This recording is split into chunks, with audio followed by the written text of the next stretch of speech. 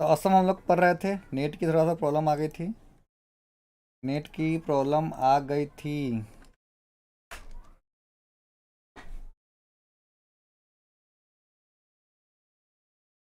तो ये असम था। असम में जो है लोग बांस के घरों में रहते हैं। देखिए अगला है बिहू। अब माघ बिहू भी इसे बोलते हैं या इसे हम लोग बिहू भी बोलते हैं। 14 और 15 जनवरी को यानी असमिया कैलेंडर के 10वें महीने में इसको माघ बोला जाता है कि द्वितीय तिथि को मनाया जाता है। ठीक है। पहले दिन को उरुका कहते हैं। पहले दिन को क्या बोलते हैं? उरुका बोलते हैं। आप लोग सभी लोग आ जाइए, ये क्लास थोड़ा सा रुक गई थी। असम में जो घर है 10 या 12 फीट ऊपर होते हैं। ऊंचाई में बनने की वजह से यहाँ बारिश में बारिश के चलते ये ऊंचाई में बनता है, यानी ऊंचा 10-12 फीट ऊंच बनता है घर। और इसके अंदर जो भी चीज़ लगता है सब लकड़ी का ही लगता है। ज़्यादातर ऐसा घर आपको मतलब असम में दिखने को मिलेगा। ये बांस के बनाए जाते हैं और अंदर भी लकड़ी का प्रयोग होता है। असम में बांस तथा रस्सी के पुल बनाए जाते हैं। यहाँ जो होता है, यहाँ बारिश बहुत अधिक होती है। कभी कभी घुटनों तक पानी भर जाता है। यहाँ बांस बांस को गरीब का टिब्बर भी कहा जाता है। ठीक है। अब हम जानते हैं बिहू के बारे में। देखिए माघ बिहू इसको बोलते हैं। बिहू एक प्रकार का जो है पर्व है। बिहू क्या है? पर्व है। इसको हम लोग माघ बिहू भी बोलते हैं। माघ बिहू 14-15 जनवरी को मनाया जाता है। असमिया कैलेंडर के 10वां महीना में माघ की प्रथम या द्वितीय महीना में तुरंत ही मनाया जाता है। पहले दिन को क्या बोलते हैं? उरका बोला जाता है। यानी माघ बिहू मनाने के पहले दिन को उरका कहा जाता है। इस दिन अस्थाई शेर बनता है। अस्थाई का मतलब होता है, मतलब टेम्पोररी एक छप्पर बनता है। हाँ, जिसे भेला घर कहते हैं। जो टेम्पोररी छत बनता है या छप्पर बनता है उसे हम लोग भेला घर कहते हैं। और सामूहिक भोज का आयोजन होता है। वहाँ पर बहुत सारे लोग आते हैं और सभी अपना भोज करते हैं, भोज बनाते हैं। ठीक है। बोरा जो है असम में खाए जाने वाले चावलों का एक किस्म है। बोरा नाम है, नामे है बोरा।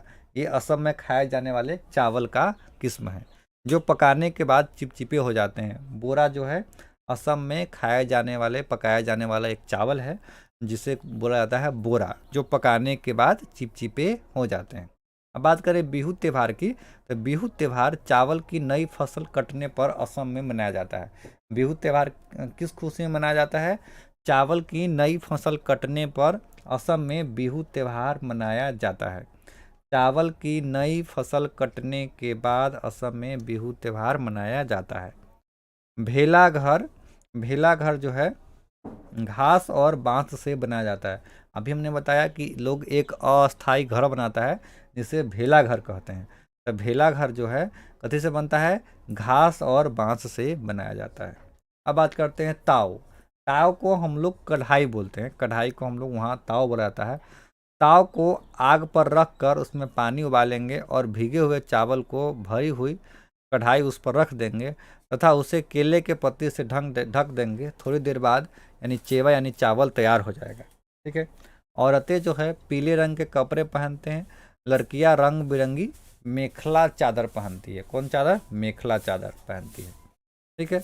भात सुक्तो और चावल और रस वाले सब्जियों को कहते हैं। यानी भात सुक्तो चावल को और रसे वाली सब्जी को कहते हैं। चलिए, ये हमारा हो गया बिहू के बारे में। ये बिहू एक पर्व है जो असम में मनाया जाता है। ठीक है। आगे बात करते हैं केरल। बहुत ही खूबसूरत राज्य है। केरल में टैपी कुआ जमीन के नीचे से उगाया जाता है। यानी केरल में क्या पाया जाता है? टैपी कुआ पाया जाता है। केरल में टैपी कुआ पाया जाता है। यह एक प्रकार का फल है। क्या है? टैपी कुआ क्या है? एक प्रकार का फल है जिसे केरल के लोग उबाल कर खाते हैं। कैसे खाते हैं? केरल के लोग उबाल कर खाते हैं। केरल में टैपी कुआ जो है एक फल है जिसे लोग केरल में उबाल कर खाते हैं। ठीक। तो ये हो गया अभी केरल की बात। तो केरल में क्या है? एक फल का नाम क्या है? टैपी कुआ, और इसे लोग उबाल कर खाते हैं। टैपी कुआ को केरल में लोग कप्पा भी कहते हैं। क्या कहते हैं? कप्पा। केरल में टैपी कुआ को क्या बोलते हैं? कप्पा बोलते हैं। अब है वल्लम। वल्लम जो होता है, वल्लम लकड़ी की बनी छोटी नाव है जो केरल में पाई जाती है। आप केरल का सीन देखते होइएगा तो वहाँ पर एक नाव भी देखते होइएगा। तो नाव को दरअसल क्या बोला जाता है? वल्लम बोला जाता है। क्या बोला जाता है? वल्लम। नाव को बोला जाता है वल्लम, वल्लम। ठीक है। केरल में कौन सी भाषा बोली जाती है? तो केरल में मलयालम भाषा बोली जाती है। केरल में मलयालम भाषा बोली जाती है, यानी केरल के लोग मलयालम भाषा बोलते हैं। मलयालम में माँ को, बड़ी बहन को, यानी माँ के बड़ी बहन यानी जो मौसी होती है, यानी माँ की बड़ी बहन को या मौसी कहते हैं, उसको क्या बोला जाता है? बली अम्मा बोला जाता है। बली अम्मा, बली अम्मा। ठीक है, बली अम्मा बोला जाता है। यानी माँ की बड़ी बहन को बली अम्मा बोली जाती है और नानी को अम्मा कहा जाता है। यह ध्यान रखना है, एकदम टीईटी में पूछता है ऐसा क्वेश्चन। ठीक है, साफ नहीं दिखाई दे रहा है तो आप क्या करिए, आप मोबाइल के सेटिंग में जाइए और वहाँ से जो सेटिंग को हाई कर लीजिए, साफ हो जाएगा। हाँ, यहाँ से ठीक ठाक है। तो मलयालम में माँ की बड़ी बहन को अर्थात मौसी को क्या कहते हैं? बली अम्मा कहते हैं। मौसी को क्या कहते हैं? मौसी को हम लोग बोलते हैं बली अम्मा, बली अम्मा। नहीं, ठीक है, बली अम्मा समझ में आ गया। तो मौसी को क्या बोलेंगे? बली अम्मा, और नानी को बोलेंगे अम्मा, ये मलयालम भाषा में। ठीक है। चच्चा को चिटप्पन बोलते हैं। चच्चा को क्या बोलते हैं? चिटप्पन, यानी वहाँ के चाचा को लोग क्या बोलेंगे? चिटप्पन। और चाची को कुंजमा बोलते हैं, कुंजमा, कुंजमा।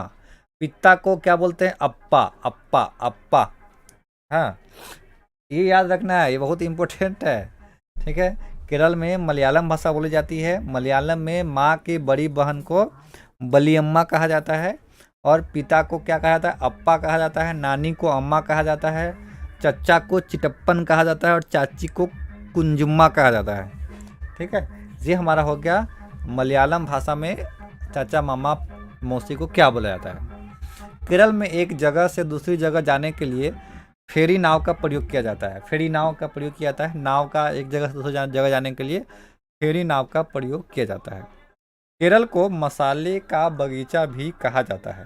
ठीक है, यहाँ तेज पत्ता, काली मिर्च, इलायची आदि का उपयोग ज़्यादा होता है, यानी उद्योग ज़्यादा होता है, यानी उगाया जाता है इसको। ठीक है, तो केरल में तेज पत्ता, काली मिर्च, इलायची ये सब ज़्यादा उगाया जाता है। ठीक है, यहाँ केले के फूल की सब्जी बनाई जाती है। केरल में केले की फूल की सब्जी बनाई जाती है, यानी केरल में केले की फूल की सब्जी बनाई जाती है। ठीक है, केरल में नारियल के पेड़ अधिक होते हैं। केरल में नारियल के पेड़ अधिक होते हैं। केरल के निकटवर्ती राज्य कौन कौन है? तमिलनाडु, कर्नाटक। ठीक है, निकटवर्ती राज्य तमिलनाडु है और कर्नाटक किसकी राजधानी है? सॉरी, तमिलनाडु और कर्नाटक है और इसकी राजधानी तिरुवनंतपुरम है केरल की। चलिए, गुजरात से केरल तक की यात्रा के बीच में महाराष्ट्र और कर्नाटक राज्य पड़ता है। अगर गुजरात से आप जाते हैं केरल के लिए तो बीच में क्या पड़ेगा? महाराष्ट्र पड़ेगा और कर्नाटक पड़ेगा। ठीक है, कोझिकोड कहाँ है? केरल में है। मल्लापुरम कहाँ है? केरल का एक जिला का नाम है। मल्लापुरम क्या है? केरल के एक जिला का नाम है। गोवा से केरल तक रेल के रास्ते में 92 सुरंग और 2000 पुल पड़ते हैं। देखिए, गोवा से केरल अगर रेल से जाते हैं आप तो 92 सुरंग और 2000 पुल पड़ेंगे। ठीक है, गोवा से अगर केरल जाते हैं तो, ठीक है, तो गोवा से केरल जाने पर 92 सुरंग और 2000 पुल पड़ेंगे। तमिलनाडु भारत के दक्षिण में स्थित है। इसके पड़ोसी राज्य केरल, कर्नाटक और आंध्र प्रदेश है। तमिलनाडु कहाँ स्थित है? तमिलनाडु जो है भारत के दक्षिण में स्थित है और इसके पड़ोसी राज्य कौन कौन है? राज्य केरल, कर्नाटक तथा आंध्र प्रदेश। ये हमारा हो गया केरल के बारे में जानकारी, केरल के बारे में इन शॉर्ट जानकारी। ठीक है, तो भी हमने पढ़ा केरल, केरल भी हमने ख़त्म कर लिया। अब हम आगे चलते हैं। अब है आबू धाबी। सभी लोग जानते होंगे आबू धाबी को। आबू धाबी को और किस नाम से जानते हैं आप लोग? बताइए फटाफट। Abu Dhabi. चलिए, यह देश रेगिस्तानी इलाके में है। इसकी भाषा अरबी है, यानी ये रेगिस्तानी इलाका का ये जगह है और ये कुछ दिन पहले बहुत गरीब हुआ करता था, लेकिन आज के दौर में बहुत अमीर है ये आबू धाबी। देखने से लग रहा है, उसको शहर का देखिए डिज़ाइन, देखिए कितना अच्छा शहर का डिज़ाइन किया हुआ है। यह देश रेगिस्तानी इलाके में है। यहाँ की राजधानी, यहाँ की स्थानीय भाषा क्या है? अरबी है। यहाँ पानी बहुत कीमती है क्योंकि यहाँ न तो वर्षा होती है और न ही नदियाँ है, न झील है, न तालाब है। यहाँ पानी बहुत कीमती है क्योंकि यहाँ न तो बारिश होती है और न ही नदियाँ है, न झील है, न तालाब है। यहाँ रेतीली ज़मीन है और नीचे तेल मिलता है। यहाँ क्या होता है, नीचे तेल होता है। यहाँ खजूर के पेड़ बहुत ज़्यादा पाए जाते हैं, क्योंकि खजूर के पेड़ में जो होता है ना पानी की आवश्यकता कम होता है, और ये खजूर का पेड़ रेगिस्तानी इलाका में ज़्यादा पाया जाता है, इसलिए यहाँ पर ज़्यादा खजूर का पेड़ देखने को मिलेगा। ठीक है। आबू धाबी का जो करेंसी कहेंगे, रुपया कहेंगे, वो क्या है, दिरहम है। वहाँ पर एक दिरहम, दो दिरहम ऐसे बात होता है, दिरहम है। आबू धाबी में रेत के पहाड़ या टीले हो जाते हैं, नहीं पहाड़, रेत का पहाड़ भी बन जाता है या टीले भी बन जाते हैं। आबू धाबी का टाइम जो है, अच्छा हम लोग का टाइम जो है, यानी हम लोग का टाइम जोन जो है 4 घंटे आगे है हमसे, मतलब हाँ हम लोग का क्या है 5:30 है। हम लोग का जो टाइम जोन देखिएगा कहीं भी लिखा होगा IST जिसको बोलते हैं, इंडियन स्टैंडर्ड टाइम, तो 5:30 है, हमसे 4 घंटे आगे है। ठीक है। तो अगर अगर अब हमारे यहाँ ये 5:30 हो रहा है, तो अगर अगर मान लीजिए कि हमारे यहाँ 9 बज रहा है, 9 बज रहा है अभी भारत में अगर 9 बज रहा है, तो अबू धाबी में क्या बजेगा, 9+4, हाँ यानी 1 बजेगा, यानी या उसको 13 भी बोल सकते हैं आप। ठीक है। तो ऐसे बजता है। बहुत जगह क्या होता है ना कि टाइम भी पूछा जाता है एग्जाम एग्जाम वगैरह में। चलिए, तो ये हमारा टाइम बात करें इंडिया टाइम से, इंडिया के टाइम से 4 घंटा टाइम जो है आगे है। अन्य देश का अलग अलग घंटा है, टाइम का अलग अलग समय से मतलब टाइम है आगे पीछे है। चलिए, अभी इसके बाद है लद्दाख के बारे में। आप सभी लोग जानते होंगे लद्दाख के बारे में, ये भारत में ही है। लद्दाख पहुंचने के लिए आपको जम्मू कश्मीर पार करना पड़ता है। कहाँ पार करना पड़ता है, जम्मू कश्मीर पार करना पड़ता है। लद्दाख को ठंडा रेगिस्तान या कोल्ड डेजर्ट भी कहा जाता है, यानी वहाँ पर इतना ठंडा लगता है, इसलिए उसको कहा जाता है, लद्दाख को क्या कहा जाता है, ठंडा रेगिस्तान या कोल्ड डेजर्ट। डेजर्ट मतलब होता है रेगिस्तान। ठीक है। यहाँ 1 या 2 फ्लोर की बिल्डिंग होती है, मतलब यहाँ के जो लोग घर बनाते हैं वो 1 या 2 फ्लोर के लोग बनाते हैं। घर पत्थर के होते हैं, जिनकी छत और फर्श लकड़ी की होती है। छत और फर्श लकड़ी होने के कारण है कि ठंडा कम लगे। नहीं, छत और फर्श दोनों लकड़ी की होती है। दीवार मिट्टी की और उस पर चूने की मोटी परत चढ़ी होती है। दीवार जो होता है मिट्टी की होती है। यहाँ बारिश कम होती है। यहाँ पेड़ पौधे नहीं पाए जाते हैं। ठीक है। लकड़ी की सीढ़ी का प्रयोग होता है। मोटे पेड़ का तना छत को मजबूत बनाने में मदद करता है। ग्राउंड फ्लोर पर जानवर रखे जाते हैं। जब ज़्यादा गर्मी पड़ती है तो खुद ग्राउंड फ्लोर पर रहने आ जाते हैं, जितने भी होता है ये सारी चीज़। ऐसा घर बना होता है कि जानवर ऊपर रहता है, जानवर अगर नीचे रखा जाता है, अगर ज़्यादा ठंडा पड़ने लगे तो क्या होता है ना, वो विंडो नीचे आ जाता है और उसके घर में खिड़की नहीं होती है। लद्दाख के चक्का जो घर होता है वहाँ पर खिड़की नहीं होती है। खिड़की क्यों होगा, वहाँ हमेशा ठंडा ही रहता है, वहाँ खिड़की होने का कोई सवाल ही नहीं है। ठीक है। तो वहाँ 2 मंजिला घर भी होता है ना, तो अपने एडजस्टमेंट के हिसाब से जितने भी वहाँ पर जो जानवर पालते हैं वो ऊपर नीचे होता रहता है। अगर ज़्यादा ठंडा लगेगा तो नीचे आ जाएगा, नहीं ठंडा कम रहेगा तो वो छत पर चल जाएगा ऑटोमेटिक। तो ऐसा घर ही बनता है। लद्दाख के घर में क्या नहीं होता है, खिड़की नहीं होती है। गर्मी के मौसम में यहाँ के लोग जो होता है ना, फल सुखा लेते हैं और सर्दियों के मौसम में उसी का इस्तेमाल करते हैं। लद्दाख क्षेत्र भारत का सबसे ठंडा रेगिस्तान है। भारत का सबसे ठंडा रेगिस्तान कहाँ है, लद्दाख में है। लद्दाख जो क्षेत्र है भारत का सबसे ठंडा रेगिस्तान उसको बोला ही जाता है। भारत में ठंडे रेगिस्तान मानसून से प्रभावित होकर, क्योंकि वे अधिक ऊंचाई पर होता है, हिमालय की वृष्टि छाया पड़ते हैं। देखिए जितना ज़्यादा ऊंचाई पर हम लोग जाएंगे ठंडा बढ़ता जाएगा। तो ये जो है ना मानसून से प्रभावित होते हैं, क्योंकि यहाँ पर ये अधिक ऊंचाई पर है। और हिमालय की जो वृष्टि होती है, वृष्टि का मतलब होता है ओला टाइप से आना या छाया कहना। हाँ, इस वजह से हिमालय ऑलरेडी पूरा बर्फ से ढका हुआ रहता है, इसलिए यहाँ पर ठंडा ज़्यादा है। यहाँ पर क्या क्या मिलते हैं, लाल मिर्च, नारंगी, कद्दू और सुनहले पीले भुट्टे। भुट्टे जानते हैं, भुट्टे मक्का का है, ये मिलता है पीला पीला। लाल मिर्च, नारंगी, कद्दू और सुनहरे भुट्टे मिलते हैं। श्रीनगर से लद्दाख जाते हुए रास्ते में कारगिल पड़ता है। क्या होता है, कारगिल पड़ता है। और लद्दाख का जो घर होता है, जो गांव होता है, वहाँ जो होता है ना, रास्ता बहुत पतला पतला होता है, एकदम गांव पतला पतला गली टाइप से होता है। वहाँ का जो घर से होता है कैसा होता है, पतला होता है, एकदम पतला पतला होता है। नायलॉन का टेंट का इस्तेमाल किया जाता है। टेंट बनाने के लिए लोग नायलॉन का इस्तेमाल करते हैं। पहाड़ी इलाकों में नायलॉन का टेंट का इस्तेमाल किया जाता है। लद्दाख में जुले जुले का मतलब होता है वेलकम। नहीं, लद्दाख में जुले जुले का मतलब होता है वेलकम। अब आप लोग भी किसी को बोलिएगा जुले जुले, नहीं, जुले जुले का मतलब क्या होता है? वेलकम। किस भाषा में? तो लद्दाख में। तो आप लोग भी जुले जुले बोल सकते हैं, नहीं, जुले जुले। जुले जुले का मतलब होता है वेलकम। आप लोग हम जुले जुले करिए कमेंट में, थोड़ा सा देखें लिखने आता है कि नहीं आता है। लिखिए सभी लोग जुले जुले। चलिए बात करते हैं ट्रॉली की। ट्रॉली जो होता है ना, लकड़ी का बना झूला होता है, इसे ट्रॉली कहा जाता है। इसका इस्तेमाल लद्दाख में नदी पार करने के लिए किया जाता है। ठीक है। स्टिक पोपुल लद्दाख का एक गांव है। स्टिक पोपुल लद्दाख का एक गांव का नाम है। ये गांव का नाम हो गया। अभी हमने लद्दाख के बारे में सारा जानकारी ले लिया। अब क्वेश्चन कैसे पूछा जाता है? पूछा जाता है जैसे मैं पूछेगा कि कौन से प्रदेश में घरों में खिड़कियां नहीं होती है, तो आपको 4-5 आंसर दे देगा। ठीक है, इस हिसाब से क्वेश्चंस आएंगे। चलिए, लद्दाख पढ़ लिए तो श्रीनगर पढ़ ही लेते हैं, उसके बाद मनाली को देखा जाएगा। समय बचेगा तो मनाली भी चलेंगे। तभी हम सभी जितने भी हमारे देश में अलग अलग क्षेत्र है उससे हम लोग, हाँ, जुले जुले हैं।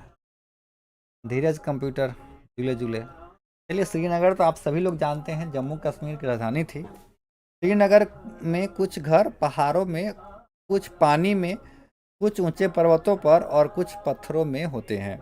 जैसा कि आपको पहले बताए थे कि मतलब कुछ लोग घर जो है पानी में ही बनाते हैं, हाँ, बोट पर, नाव पर अपना घर बनाते हैं। सैलानी भी इसमें बड़ा इंटरेस्ट लेते हैं। सैलानी लोग इस नाव पर चढ़ते हैं, जो हम पिछले क्लास में पढ़ लिए थे। तो श्रीनगर में कुछ पहाड़ पर, कुछ ऊंचे पर्वत पर और कुछ पत्थरों पर अपना घर बनाते हैं, और इन पर लकड़ी की सुंदर डिजाइन बने होते हैं। इनका घर जो होता है लकड़ी के सुंदर डिजाइन से बने होते हैं। हाउस बोट यह 30 फीट तक लंबी हो सकती है और 8 से 9 फीट तक चौड़ी। हाउस बोट का मतलब होता है वैसा नाव जिस पर घर भी हो। नहीं, इसका फोटो तो हम दिखाए थे। हाउस बोट 80 फीट लंबी तक होती है, यानी बहुत लंबा बड़ा बड़ा होता है। ठीक है, तो हाउस बोट आप लोग जान गए। ठीक है। डोंगा जो होता है, ये नाव झेलम नदी में, डल झील में है। डोंगा, ये डोंगा नाव जो है डल झील में मिलती है। डल झील जम्मू कश्मीर में पड़ता है। ठीक है। इसके अंदर कई कमरे होते हैं और अंदर में यह एक घर की तरह लगता है, और इन पर लकड़ियों के सुंदर डिजाइन बनाए जाते हैं। जो इसके छत पर डिजाइन होता है उसे खत्मबंद भी कहते हैं। ठीक है, तो ये तो हो गया घर के बारे में। कौन सा घर के बारे में? जो डोंगा है, डोंगा, ये जो होता है झेलम नदी जो है ना, झेलम नदी में एक झील है, उसमें मिलता है ये, उसमें अंदर घर होता है। कश्मीर के गांव में के घर जो होता है पत्थर का बना होता है, और उसका छत जो होता है ढलान वाली होती है, ताकि बर्फ़ पड़े ना तो आसानी से बर्फ़ नीचे ढल जाए, नीचे गिर जाए, इसलिए ढलान वाली छत होता है। कुछ पुराने घरों में विशेष प्रकार की खिड़कियां होती है जो दीवारों पर निकली होती है, इन्हें डैब कहा जाता है, और इसमें सुंदर डिजाइन बने होते हैं। अब पुराने ज़माने के घर में और खंडकी ज़माने के घर में कुछ बदलाव आ रहे हैं, लेकिन जम्मू कश्मीर के घर जो घर बनाते हैं वो ढालू होता है, ढालू वाला घर बनाते हैं, ताकि कुछ बर्फ़ पड़े तो उस पर टीके ना, नीचे गिर जाए, छाल के नीचे गिर जाए, इसलिए वो लोग ढालू वाला घर बनाते हैं, ढलुआ घर बनाते हैं। कुछ पुराने घर पत्थरों के बने हुए हैं और कुछ ईंट और लकड़ी के भी बने हुए हैं, और दरवाजे और खिड़कियां भी बहुत सुंदर मेहराब है। मेहराब का मतलब होता है अच्छा डिजाइन, कारीगरी करना। ठीक है, तो ये हो गया श्रीनगर के बारे। शिकारा नाव पर्यटक को आकर्षित करती है। एक नाव का नाम है शिकारा, जो पर्यटकों को बड़ा आकर्षित करती है। कश्मीर में सरसों के तेल में मछली पकाकर खाते हैं, और गोवा में नारियल के तेल में मछली पका के खाते हैं। याद रखेंगे, कश्मीर में सरसों के तेल में मछली पकाकर खाते हैं, और गोवा में नारियल के तेल में मछली पकाकर खाते हैं। एकदम क्वेश्चन पूछ लेता है कि कहाँ के लोग नारियल के तेल में मछली पकाकर खाते हैं, तो कंफ्यूज नहीं करेंगे आप लोग। तो कश्मीर में सरसों के तेल में और गोवा में नारियल के तेल में। ट्रिक क्या रहेगा, गोवा जब भी कहा जाएगा तो आपको माथा में एक नारियल का पेड़ आ जाना चाहिए, क्योंकि जब भी गोवा की बात होती है तो नारियल का पेड़, समुद्र या नाव, ये सब समझ में नहीं जाता है। तो इसलिए गोवा में जो होता है नारियल के तेल में, और कश्मीर में सरसों के तेल में मछली पकाड़ कर लोग खाता है। कश्मीर की बात अभी हो रही है तो कहवा जो है कश्मीर की एक खास प्रकार का चाय है।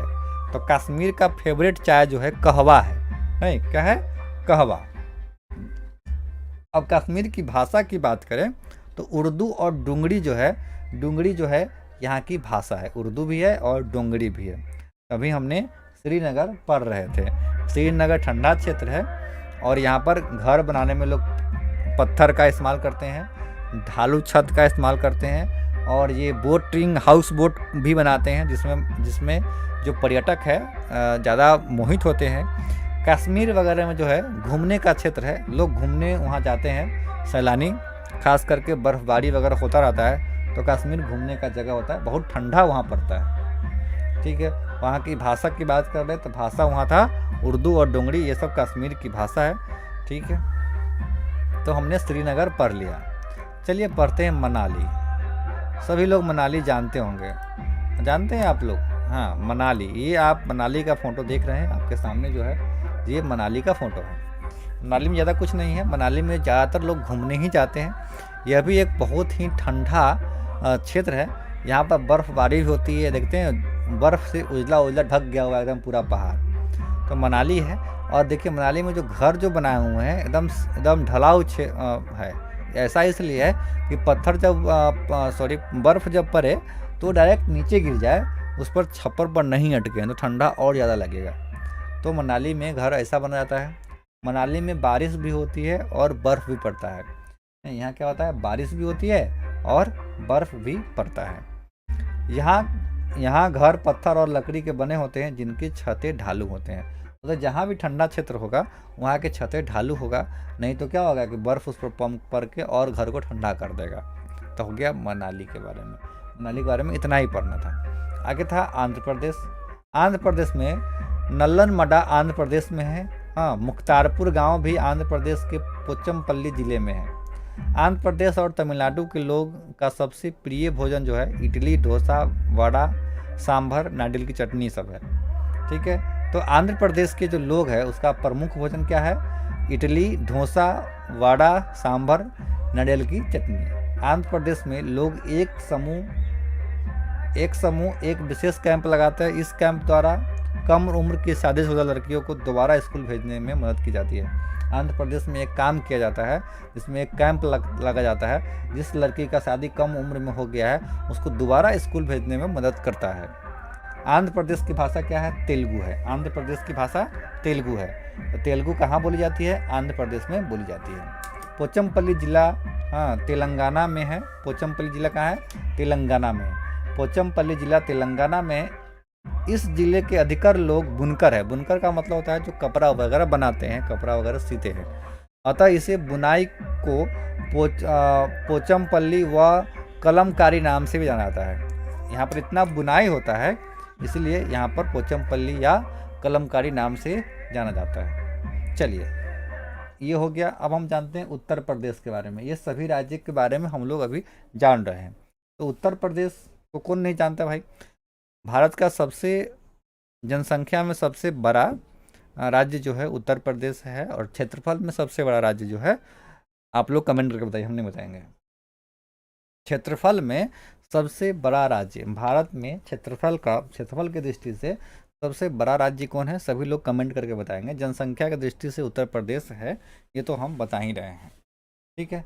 तो उत्तर प्रदेश का कन्नौज जिला, एक कन्नौज जिला है, वहाँ इत्र के लिए ये बहुत ही फेमस है। इत्र मतलब होता है सेंट, जिसको हम लोग बोलते हैं, मशहूर है। यहाँ के फूलों से जो होता है इत्र बनता है, गुलाब जल, हाँ, केवड़ा से तैयार किया जाता है। यहाँ का इत्र जो होता है गुलाब जल केवड़ा से तैयार किया जाता है। उत्तर प्रदेश में कचनार के फूल की सब्जी बहुत बनाई जाती है। कचनार का नाम आप लोग सुने होइएगा। कचनार के जो फूल है उनसे सब्जी बनाई जाती है। कथक जो है उत्तर प्रदेश का नृत्य है। तो उत्तर प्रदेश में कौन सा नृत्य है प्रमुख? तो कथक कर लीजिए, सो कथक बोलते हैं ना, उत्तर प्रदेश का नृत्य है। अभी तक एक ही आदमी जवाब दिए हैं कि भारत का सबसे बड़ा राज्य कौन है। भारत का सबसे बड़ा राज्य, जो भी आंसर दिए हैं बहुत अच्छा आंसर दिए हैं।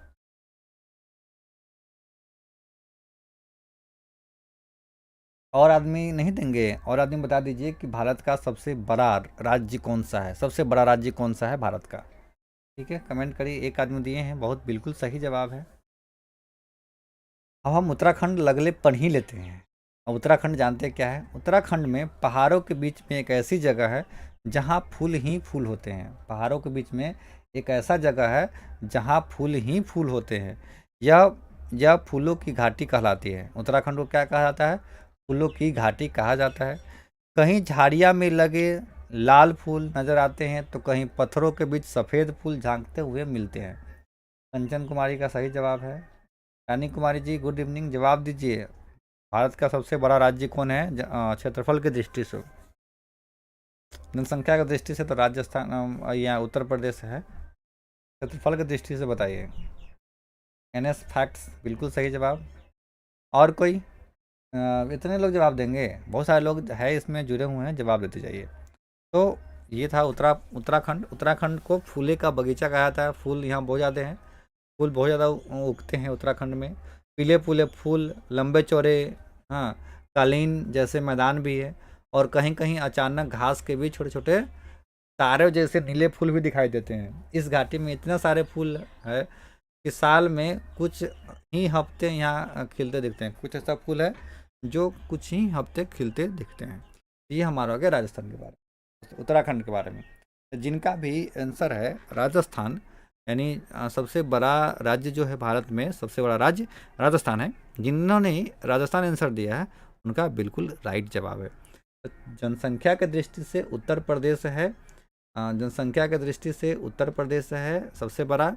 और क्षेत्रफल की दृष्टि से सबसे बड़ा राज्य जो है राजस्थान है। ठीक है, ये आपको जानना जरूरी है। आप लोग बताएंगे कि भारत में कौन सा राज्य है जहां लोकसभा सीटें सबसे ज़्यादा है। भारत में कौन सा राज्य है जहां लोकसभा सीट सबसे ज़्यादा है? भारत में कौन सा राज्य है जहां रंजीत कुमार जुले जुले है सबके सभी को जुले जुले।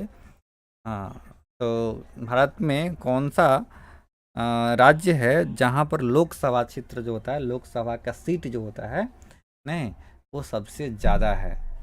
कुछ क्वेश्चंस आपको हमेशा मालूम रहना चाहिए ताकि आपको भी लगे कि हम पढ़ रहे हैं। अब हम इतने पढ़ेंगे उत्तराखंड तक। मुंबई थोड़ा सा और ज़्यादा पढ़ना है, तो मुंबई हम लोग अगले क्लास में पढ़ेंगे। आज हम उत्तराखंड तक ही रहेंगे। और आज हम क्वेश्चन टाइप नहीं कर पाए हैं, इसलिए क्वेश्चन आज हम ओरल ही पूछेंगे, यानी बोलकर ही पूछेंगे। आप लोग जवाब दीजिएगा। तो जितने भी लोग अभी देख रहे हैं वो सभी लोग जवाब नहीं दिए हैं अभी तक। नहीं, अभी तक आप लोग जवाब नहीं दिए हैं तो हम आपको क्या ही कह सकते हैं। चलिए, तो नहीं मालूम है तो उत्तर प्रदेश जो होता है वहाँ पर सबसे ज़्यादा एमएलए की संख्या, सॉरी एमपी की संख्या है, यानी मेंबर ऑफ पार्लियामेंट की संख्या सबसे ज़्यादा कहाँ है? उत्तर प्रदेश में है। उत्तर प्रदेश बहुत बड़ा है। चलिए, अब आप लोग थोड़ा थोड़ा हमको बताएंगे कि क्या क्या आपने पढ़ा है, उस पर थोड़ा सा देखते हैं आपका ध्यान वहाँ पर था कि नहीं था। ठीक है, तो आप लोग कमेंट देने के लिए तैयार हो जाइए। जिनका सबसे पहले आंसर आएगा, जिनका सबसे पहले मतलब हमको मिलेगा आंसर, वो ज़्यादा अच्छा उनके लिए रहेगा। चलिए शुरू करते हैं। आप लोग ये बताएंगे तोरंग को, तोरंग जानते हैं? तोरंग को क्या, तोरंग क्या है? तोरंग क्या है? आप लोग ये बताना है कि तोरंग हम लोग अभी देखे हैं, तोरंग क्या है? जल्दी बताइए, तोरंग क्या है? तोरंग बताएंगे कि तोरंग क्या है, क्या होता है तोरंग?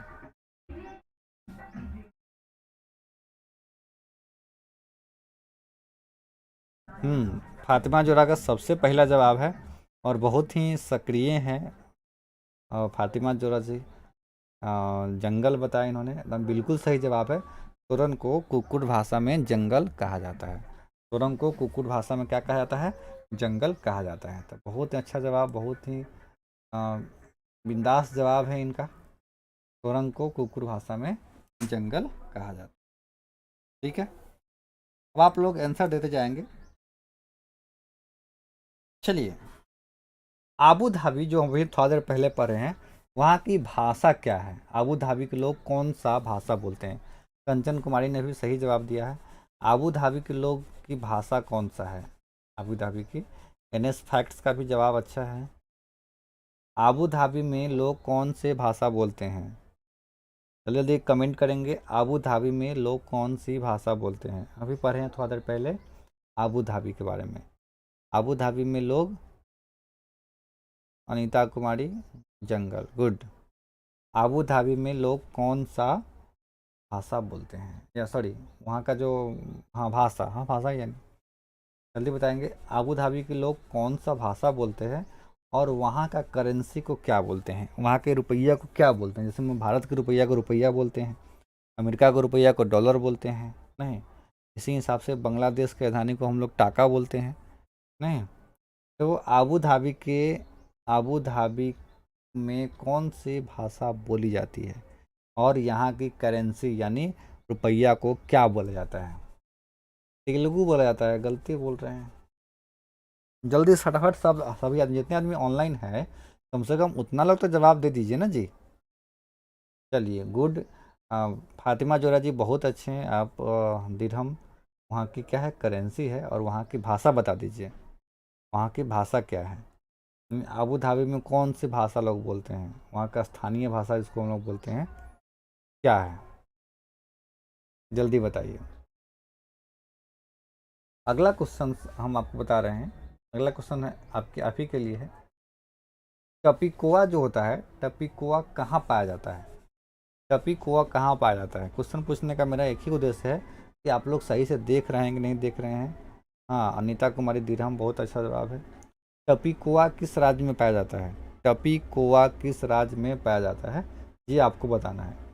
टपिकोआ किस राज्य में पाया जाता है? टपिकोआ। चलिए, बिहू किस राज्य का पर्व है? अगला सवाल आपके सामने है, बिहू किस राज्य का पर्व है? बिहू, ठीक है, तो इस हिसाब से आपको जवाब देना है। बिहू किस राज्य का पर्व है? बिहू किस राज्य का पर्व है? बिहू किस राज्य का पर्व है? तो ये आपको जवाब देना है फटाफट। बिहू किस राज्य के पर्व है? केरल, गुड। एकदम टाइम से दीजिए, लेट नहीं करिए। बिहू असम का पर्व है, बहुत अच्छा। रानी जी बहुत अच्छा। कंचन कुमारी जी बहुत अच्छा, बहुत खूब, ठीक है। कहाँ के घर बांस के घर होते हैं? बांस के घर कहाँ बनाए जाते हैं? अगला क्वेश्चन है, बांस के घर कहाँ बनाए जाते हैं? बांस के घर कहाँ बनाए जाते हैं? आप लोग फटाफट आंसर देंगे, आप लोग फटाफट आंसर देंगे। बांस का घर कहाँ बनाया जाता है? वाह रानी जी, बहुत अच्छे, बहुत अच्छे। ऐसे जवाब दीजिए, आप ज़िंदगी में बहुत आगे जाइएगा, ठीक है। तो बांस का घर जो है असम में बनाया जाता है। कंचन कुमारी का भी जवाब सही आया है। बाकी जो लोग लाइव देख रहे हैं वो क्या कर रहे हैं? अरे आप लोग आंसर देना सीखिए। इसी हिसाब से ऑनलाइन में एग्ज़ाम देना पड़ता है, फटाफट दिमाग चलाना पड़ता है, टाइम लिमिट होता है, कितना टाइम आपको जवाब दे देना है। तो आप लोग यहाँ नहीं दे पाएंगे तो और आगे भी तो दिक्कत होगा, और आगे भी तो दिक्कत होगा। तो हम क्वेश्चन आज पूछ लेते हैं, हम टाइप नहीं कर पाए हैं। कविता कुमारी जी का सही जवाब है। चलिए क्वेश्चन हम आगे बढ़ते हैं। दांडी यात्रा की शुरुआत कब की गई थी? दांडी यात्रा की शुरुआत कब की गई थी? अगला क्वेश्चन से है आपके पास, दांडी यात्रा का शुरुआत कब किया गया था?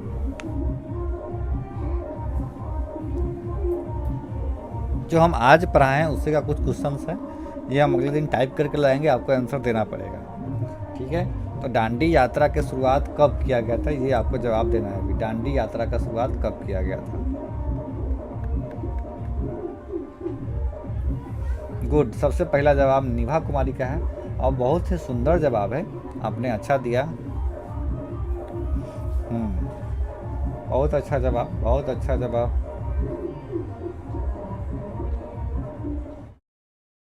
चलिए,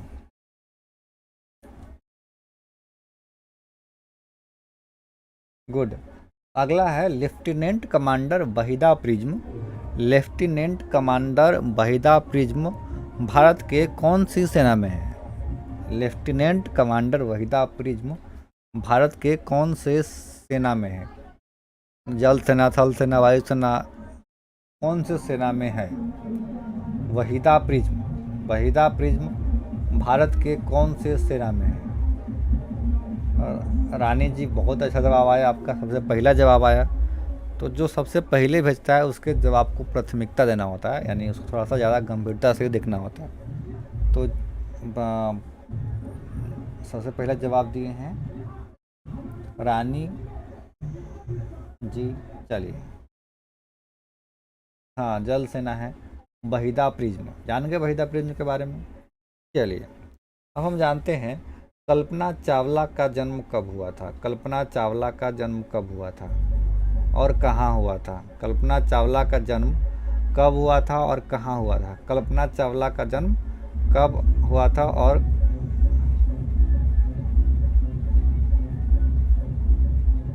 जम्मू कश्मीर की है वहीदा प्रिज्म।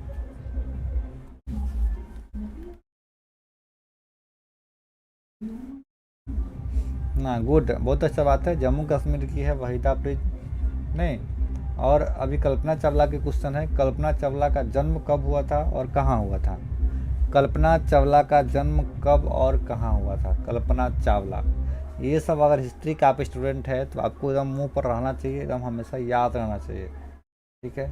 तो इनका जन्म जो है 17 मार्च 1962 को हुआ था। नहीं, कहाँ हुआ था अब ये बताइए। आधा तो हम बता दिए, तो आपको और आधा बताना है कि कहाँ हुआ था, कौन से राज्य में हुआ था। नहीं, कल्पना चावला का जन्म, कल्पना चावला का जन्म कौन से राज्य में हुआ था? सॉरी, कौन से राज्य में हुआ था? नहीं, जम्मू कश्मीर लिख रहे हैं, गलत है। कल्पना चावला का जो ये है, ये हुआ था आपको हरियाणा में। कल्पना चावला जो करनाल के हरियाणा में, करनाल के हरियाणा में। तो ये हमारा हो गया कल्पना चावला के बाद। राकेश शर्मा की बात करें तो राकेश शर्मा सबसे पहले जाने वाले प्रथम भारतीय थे, ठीक है। भारत के प्रथम और विश्व के 138वें यात्री थे, 138वें।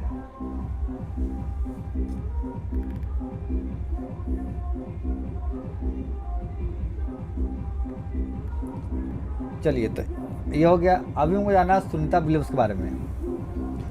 सुनीता विलियम्स जानते हैं आप लोग? सुनीता विलियम्स कौन थी? सुनीता विलियम्स क्या है? सुनीता विलियम्स जो है अंतरिक्ष में रहने का रिकॉर्ड स्थापित किए हैं। कितने दिनों तक सुनीता विलियम्स ने कितने दिनों तक चांद पर रहा, या मतलब अंतरिक्ष में रहा? सुनीता विलियम्स ने कितने दिनों तक अंतरिक्ष में रहा? 195 दिनों तक उन्होंने अंतरिक्ष में रहा। तो इसी हिसाब से हम लोग आपके क्वेश्चन आंसर को देख लेंगे। आज हम क्वेश्चन नहीं बना पाए थे। अब जितने भी विद्यार्थी हैं जिनको किसी भी मैटर में या किसी भी टॉपिक पर अगर थोड़ा सा दिक्कत होता है तो आप कमेंट करिए। हम हर एक आदमी का कमेंट पढ़ते हैं और उसको कोशिश करते हैं कि उसको दोबारा या तिबारा जो भी जितना बार बताना हो बता दिया जाए। तो क्यों ना आज का क्लास एंड किया जाए। चारों साइड से बहुत हल्ला हो रहा है भाषण वगैरह का, ठीक है।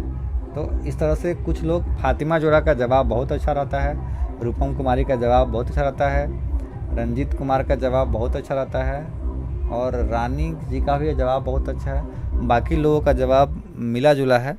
तो जवाब देने की कोशिश करिए जिससे आपका तैयारी आज से ही ख़त्म हो जाए, आज से ही प्रारंभ हो जाए। ऐसा काम करना है, ठीक है। तो हम लोग आज के लिए यहीं रहते हैं, फिर मिलते हैं अगले दिन में, क्योंकि कल तक क्लास होना ही होना है। तो फिर मिलते हैं कल, तब तक सभी को गुड नाइट, बाय।